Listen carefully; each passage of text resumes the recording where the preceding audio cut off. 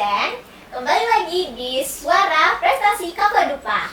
Nah, kali ini kita kedatangan 3 siswi yang akan lanjut ke Final Fiksi 2025 nih. Halo Kak. Halo. Nah, boleh kenalan dulu nih ke Kak Zen. Halo teman-teman semua, perkenalkan nama aku Bilkis Vira Vega, biasa dipanggil Kiki dari kelas 12 F8. Di fiksi kali ini, aku mengusulkan dari bidang agribisnis yang berasal dari tim Kaba. Aku bersama teman aku yang bernama Hilmi Alfa Fajrin yang biasa dipanggil Aji, yang berasal dari kelas 12 F7. Halo, nama aku Siti Humaira Prayudi dan biasa aku dipanggil Humaira. Aku berasal dari kelas 12 F1 dan aku merupakan bagian tim Goldira di Fiksi 2025 ini.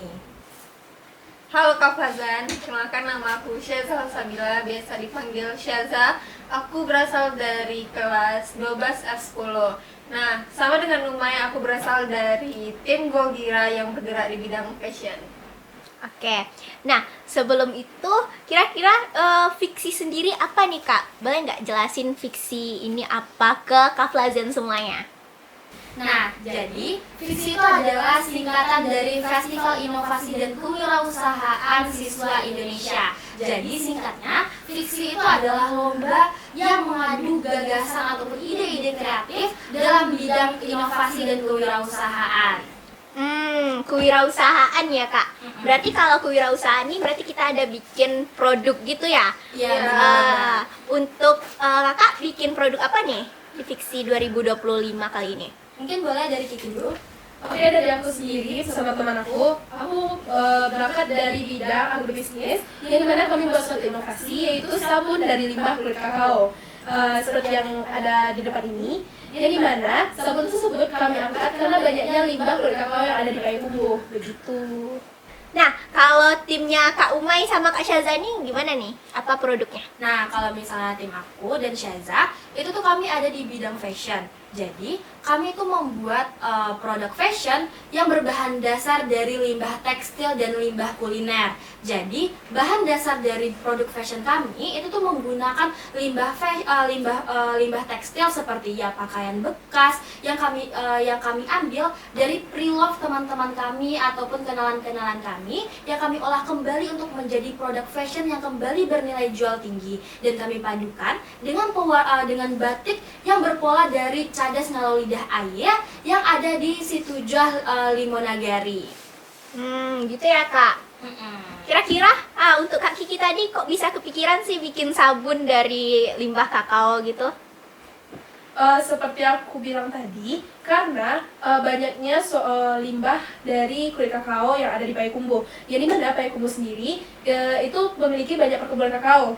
Dimana perkebunan kakao tersebut yang diambil itu cuma bijinya, Balkis. Dan dari biji tersebut maka dihasilkanlah limbah berupa kulitnya. Kulit tersebut dapat menyebabkan pencemaran di panen selanjutnya ataupun pencemaran air dan tanah. Di sana kami mulai berpikir bahwa kenapa kulit kakao ini tidak kita hasilkan sebagai suatu produk, tapi produk apa nih? Awalnya kan begitu. Namun setelah dikaji dengan literatur dan juga dicari inspirasi lainnya, kami dapatkan bahwa kulit kakao tersebut dapat diubah menjadi suatu produk, yaitu sabun cuci piring dan cuci tangan. Begitu, Lapis. Iya, Itu ya. Dari situ berarti. Nah, kalau dari tim Kak Umay sama Kak Syaza sendiri nih, kok bisa sih kepikiran bikin produk fashion dari limbah tekstil, limbah kuliner, tambah lagi tadi ada pakai pola cadas ya? Kami mengangkat itu mungkin karena melihat isu yaitu banyak sekali limbah kuliner kan, apalagi sekarang anak muda kebanyakan dia tuh cuman pakai pakaian tuh 2 kali atau sampai 3 kali doang, habis itu dia nggak pakai lagi, beli lagi. Nah, yang dimana nanti pastinya baju-baju itu nggak akan kepake kan dan hanya menumpuk di rumahnya. Nah, jadi kami mengangkat pre-love, jadi ketika mereka udah nggak pakai lagi bajunya itu akan kami beli, dan itu yang kami jadikan produk kembali dengan tambahan inovasinya tuh pola cadas tadi. Nah, terus juga mungkin kami mengangkat limbah kuliner karena itu bisa dijadiin pewarnaan alami. Limbah kuliner apa tuh Kak? Itu kami kami pakai limbah bubuk kopi, terus juga ada kulit bawang, kulit alpukat juga ada, terus juga dari daun indigo vera. Oh iya. Kalau yang pola cadas kok bisa kepikiran ke cadas gitu, Kak?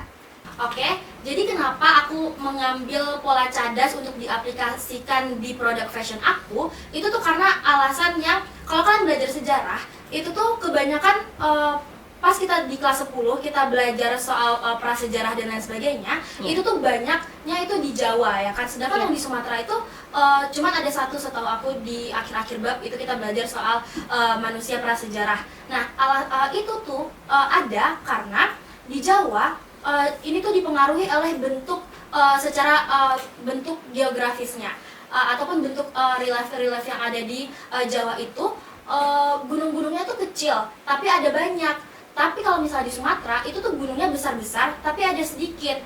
Nah, akibatnya gimana?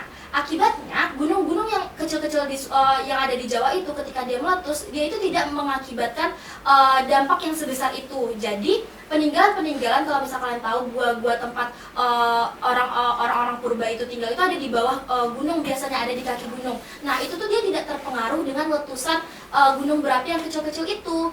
Nah, tapi ini berbanding terbalik ketika kita ada di Sumatera. Kalau kita ada di Sumatera, banyak banget peninggalan-peninggalan prasejarah yang hilang karena dua alasan. Satu, yang tadi aku bilang, gunungnya itu besar-besar. Jadi ketika meletus, itu tuh akan menghilangkan jejak dari peninggalan prasejarah itu, seperti tulang belulang, cadas dan lain sebagainya itu bakal hilang karena udah kena dampak dari letusan gunung itu. Tapi juga yang kedua, kita itu Sumatera itu tuh dilalui oleh patahan semongko, di mana itu tuh bikin Sumatera itu sering banget mengalami gempa gitu. Jadi ketika gempa otomatis kita ada longsor juga dan lain sebagainya, itu tuh menghilangkan jejak-jejak yang ada di sana. Nah, permasalahan ini timbul karena setelah aku lihat, bahkan aku sendiri sebelum aku memulai untuk membuat produk ini, aku tuh nggak tahu di Sumatera itu ataupun di Sumatera Barat tempat kita tinggal itu tuh sebenarnya ada cadas apa aja sih, ada peninggalan prasejarah seperti apa aja sih, aku pun nggak tahu. Jadi aku rasa harus ada media untuk bisa memperkenalkan cadas ini kepada anak muda, karena udah cadas kita sedikit,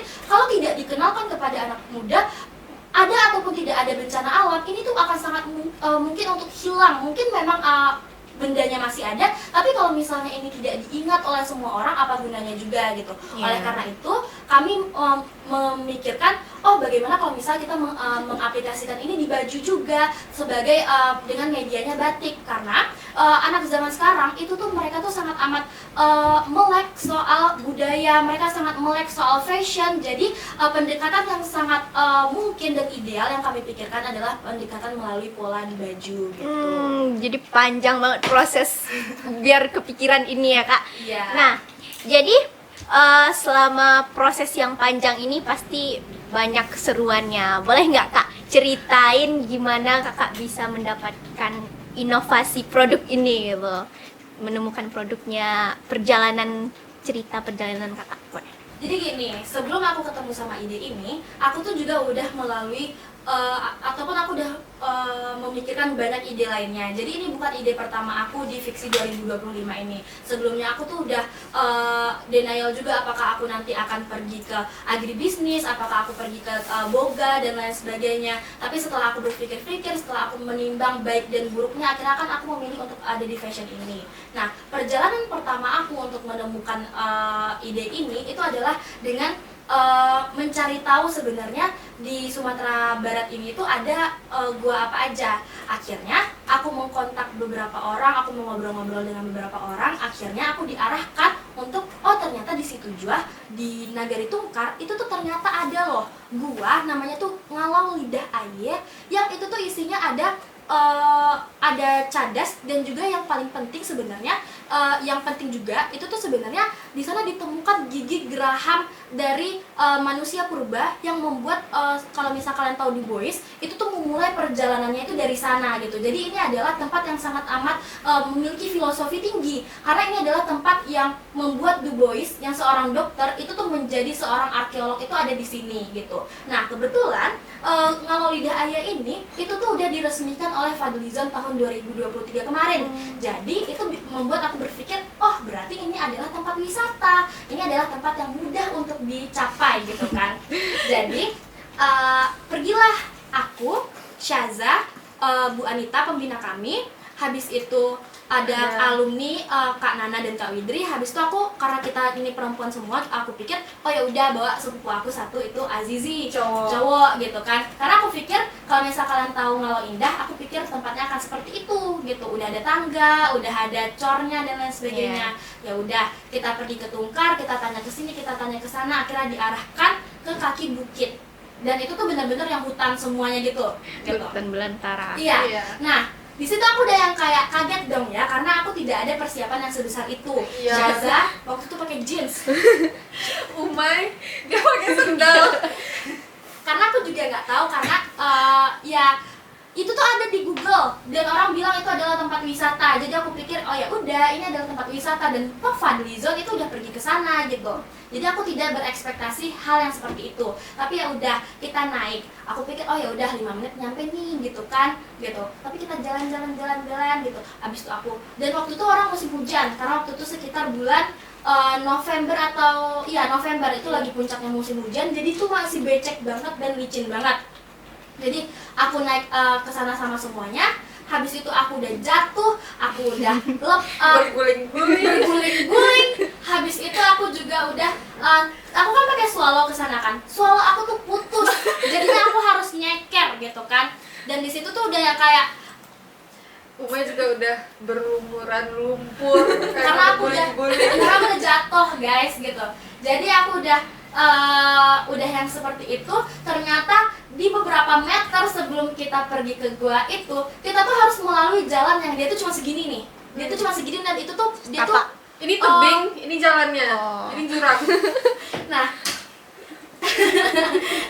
jadi kan jalannya cuma segini, dan itu tuh bukan jalan yang keras gitu. Dia tuh kayak lunak. Gimana sih, karena kita lagi musim hujan ya kan. Nah, jadinya ke gua tuh batu nggak sih? enggak loh Za, yang kita jalan waktu ini guanya, abis itu kita mau kesini. Iya, itu batu loh. Enggak loh, Batu. lunak itu. Batu. Lunak. Ya udah batu lunak. Ya Udah. udah. Batu ada tanah. Iya, gitu. Jadi kayak jebol loh tanahnya. Nah, waktu menginjak di sana itu tuh udah tinggal berapa meter lagi sebelum pergi ke guanya. Itu tuh kaki aku itu jebol tanahnya jebol. Habis itu aku hampir jatuh ke jurang. Berguling-guling. Enggak, ini tidak berguling-guling. Hampir jatuh ke semua orang jurang. tuh kayak, oh my gitu. Nah, jadi kayak seperti itu. Dan ketika aku udah masuk ke sana juga memang ada cadas di sana. Akhirnya kita ketemu pola itu. Tapi sebenarnya aku masih penasaran, dan mungkin di masa depan kita akan ke sana lagi. Iya. Karena sepertinya guanya tuh gini. Guanya itu di bagian depannya begini, dan itu seperti angka 8. Nah, masalahnya waktu kita di sana, karena kita juga persiapannya tidak sebaik itu, dan juga karena kita kebanyakan perempuan, jadi kita pikir kayak ya udah kita ngambil yang ada di bagian depannya aja. Dan kami pikir di bagian dalamnya, setelah angka 8 itu tuh masih ada banyak cadas-cadas lainnya gitu. Tapi karena kita udah diperingati oleh warga setempat untuk kayak udah nggak usah masuk lebih dalam, dan kita juga udah mendapatkan pola-pola yang kita inginkan untuk kita taruh sebagai pola baju kita, dan akhirnya kita memutuskan untuk kembali. Tapi ternyata perjalanan untuk kembali itu jauh lebih susah lagi, karena kita harus menurun lagi gitu kan. Karena jalannya tuh nggak lewat jalan yang tadi kan? Iya, dan kita pikir kayaknya ada deh jalan yang lebih mudah, ternyata enggak. Jadi gitu sih. Tapi itu pengalaman yang sangat bagus, karena setelah dari situ kita juga jalan-jalan ke air terjun gitu. Jadi kita jadi kayak petualang ya waktu itu. Jadi penuh perjuangan banget biar bisa menciptakan produk seperti ini ya Kak. Jadi kayak perjuangannya besar. Nah, jadi selanjutnya kalau Kak Kiki sendiri nih, gimana ceritanya bisa dapat produk ini sama timnya? Kalau dari aku pribadi, sebelum mendapat ide dari sabun ini terlebih dahulu, aku juga berencana seperti Umay di bidang-bidang lainnya. Maksudnya itu bukan di bidang agribisnis. Aku awalnya milih bidang kuliner. Tetapi masalahnya pada saat itu ada suatu kendala bahwa teman tim aku berhalangan untuk ikuti ajang ini. Jadi aku sendirian nih awalnya. Aku waktu itu udah ada ide, cuman belum mantap nih idenya. Sambil mencari partner, aku juga cari ide, bla bla bla. Banyak juga hal yang dilalui untuk cari teman pada saat itu, dan pada akhirnya aku setim sama Aji. Lalu pada saat setim sama Aji, aku juga masih bingung nih mau buat apa awalnya. Ternyata setelah kami cari-cari, terus sudah konfirmasi juga sama Bu Anita dan juga pembina lainnya, akhirnya kami mendapatkan sabun ini. Bahan baku dari sabun ini yaitu kulit kakao. Kami dapatkan dari Harau, yang dimana di Harau tersebut terdapat banyak kebun kakao. Di sana juga banyak sampah-sampahnya, jadi kami mengambil sampahnya juga di sana, melihat gimana cara pengupasannya juga di sana. Jadi kami ambil dari situ. Gak sehektik Umay yang banyak melalui lumpur dan lain sebagainya. Kayaknya aku gak heboh itu juga ya dalam pencarian. Kayak kalau Umay sama Syaza kan motif, kalau misalnya aku sampah kulit kakaonya gak sehektik itu. Oh, okay. Tapi perjalanannya juga panjang nih ya Kak. Ya, jadi selanjutnya itu kayak produk dari Kak Umay, tim Kak Umay sama tim Kak Kiki ini, apa sih yang membedakan produk ini dari produk turunan lain itu? Dari aku sendiri, seperti yang telah aku bunyikan dari awal, bahwa sabun kami maksudnya berasal dari limbah kulit kakao. Jadi pada limbah sampai saat ini, setelah aku searching dan juga aku literatur, bahwa belum ada dan belum produk-produk serupa yang berasal dari limbah kulit kakao. Yang dimana limbah yang dijadikan sabun itu tidak sebanyak itu dibuat oleh orang-orang di luar sana. Hal ini menjadikan produk kami berbeda dari produk lainnya. Selain itu, produk ini juga dapat melembabkan dan juga menghidrasi kulit si pengguna. Begitu Bang Kias. Oh gitu ya Kak, berarti banyak perbedaan ini nih, unik gitu ya Kak? Oh ya, boleh tambah satu lagi nggak? Boleh. Selain itu, kami juga mendapatkan atau mengemas sabun tersebut melalui dua edisi, yaitu edisi Bundo Kanul dan juga Panghulu. Di mana kenapa kami ambil Bundo Kanul dan Panghulu? Karena Bundo Kanul Panghulu adalah suatu tokoh yang sangat berperan penting dalam Minangkabau. Di mana selain untuk sabun ini juga sebagai untuk membersihkan tangan dan juga peralatan lainnya, tetapi ini juga sebagai media perkenalan budaya kepada teman-teman lainnya agar mengetahui bahwa di Minangkabau bahwa ada Bundo Kanul dan juga Panghulu begitu. Berarti keren banget nih ya Kak. Nah, kalau dari tim Goldira sendiri nih, apa sih yang membedakan produk fashion ini dengan produk yang lainnya? Mungkin kalau dari kami udah jelas aja sih dari motif cerdasnya, karena itu juga sebelumnya belum ada batik yang mengangkat produk fashion yang mengangkat pola-pola cerdas. Terus juga kami dari pola cerdas itu kami memadukan budaya di dalamnya. Dan mungkin juga keunikan kita itu terletak pada pewarnaannya, karena pewarnaannya kami itu menggunakan limbah kuliner. Meski belum bisa tercakup semua limbah kuliner, tapi di sini kami mencoba untuk bisa mengolah kembali limbah kuliner, dan ini tuh adalah salah satu masalah yang cukup krusial di Indonesia ataupun di dunia, karena limbah kuliner itu tuh menyebabkan banyak sekali kerusakan di lingkungan yang ada di dunia ini. Jadi dengan menggunakan limbah kuliner, ini tuh bisa menjadi keunikan ataupun menjadi pertimbangan untuk konsumen dapat lebih memilih produk kami dibandingkan produk yang lain gitu. Terus juga mungkin dari penggunaan kembali produk-produk baju-baju yang udah pakai tadi. Iya ya. Itu pada unik-unik nih produknya dan perjalanannya panjang. Pastinya selama proses ini pastinya ada dukungan dari pihak-pihak lain gitu. Nah, apa aja nih dukungannya, dari mana aja gitu? Baik, untuk dukungan sendiri mungkin boleh aku rangkum aja, karena dukungan dari Kaba dan juga Goldira itu hampir sama. Yang mana pertama, kami telah mendapatkan dukungan dari sekolah yang sudah mensupport penuh produk-produk kami, dan juga dukungan tentunya daripada pembina-pembina dan juga teman-teman sejawat sekalian. Selanjutnya kami juga telah mendapatkan dukungan dari wali kota, wakil wali kota, DPRD, bupati, dan juga ketua HIPMI dan para pejabat-pejabat lainnya. Dan tentunya juga dukungan penuh dari orang tua kami yang juga sangat mendukung dan juga memberikan aspirasi untuk kami untuk selalu berkembang dan juga menginovasikan hal tersebut. Wah, banyak banget dukungannya, makanya bisa sampai ke nasional final fiksi ini ya Kak. Nah, kira-kira boleh nggak Kak kasih pesan dan motivasi untuk teman-teman dan adik-adik Kaflazen semuanya, biar bisa menorehkan prestasi untuk Kafla Dupa seperti kakak-kakak ini? Oke, mungkin sedikit pesan untuk teman-teman di luar sana, untuk adik-adik kelas 10, kelas 11, ataupun bahkan yang masih SMP mungkin, itu tuh adalah coba aja dulu. Apapun yang ada di depan mata kalian, itu tuh coba aja dulu.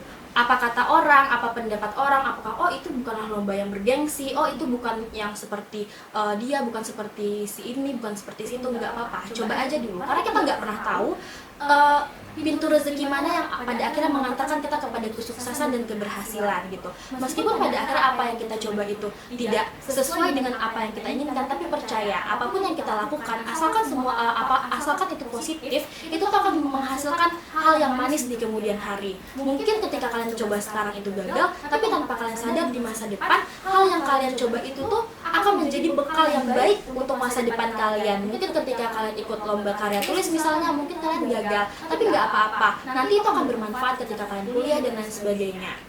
Jadi, apa yang ada di depan mata kalian, itu coba aja dulu. Karena ketika kalian nggak pernah mencoba, itu tuh sama dengan kalian kalah. Tapi ketika kalian udah mencoba, ketika kalian mau untuk melakukan, itu tuh kalian udah 50% menang. Gitu. Ya, semoga Kaflazen semuanya bisa termotivasi dari cerita-cerita kakak-kakak ini. Nah, untuk lebih tahu lebih jauh gitu tentang produk tim Goldira sama timnya Kaba ini, boleh kemana nih Kak? Mungkin kalau dari tim Goldira itu dia ada IG-nya rembara.news, terus juga ada website tentunya. Mungkin kalau website nanti ditaruh di deskripsi video. Oke. Kalau tim Kaba? Baik, untuk tim Kaba sendiri, kami juga sudah punya akun media sosial yaitu merampah.co. Selain itu kami juga memasarkan produk kami yaitu di Shopee dengan laman merampah.co juga.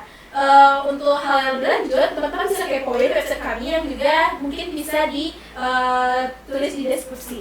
Oke, terima kasih untuk kakak-kakak semuanya yang keren-keren banget udah mau ceritain pengalamannya untuk Fiksi 2025 ini.